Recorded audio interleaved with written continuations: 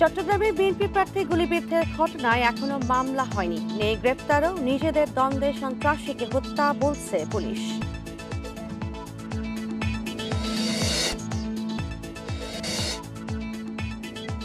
বিএনপির প্রার্থী ঘোষণার পর চট্টগ্রামের 2 আসনে অসন্তোষ। বিএনপির বিভক্তিতে আশার আলো দেখছে জামায়াত এনসিপি।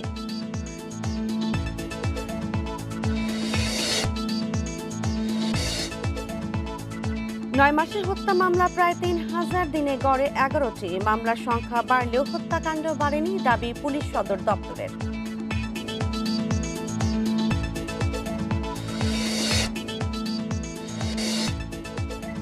ধুলাবালি দূষণ নয়, সবুজের সৌন্দর্যে মুগ্ধতা ছড়াচ্ছে বরগুনা বাস টার্মিনাল। মনোরম পরিবেশের জন্য প্রতিদিন মানুষের ভিড়।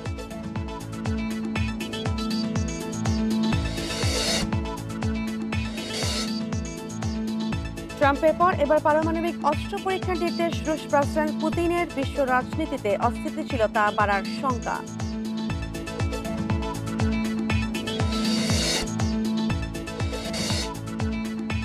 রাশিয়া থেকে তেল আমদানি কমাচ্ছে ভারত। 2 প্রধান তেল কোম্পানির ওপর মার্কেট নিষেধাজ্ঞার চেয়ে বিকল্প উৎসের খোঁজ।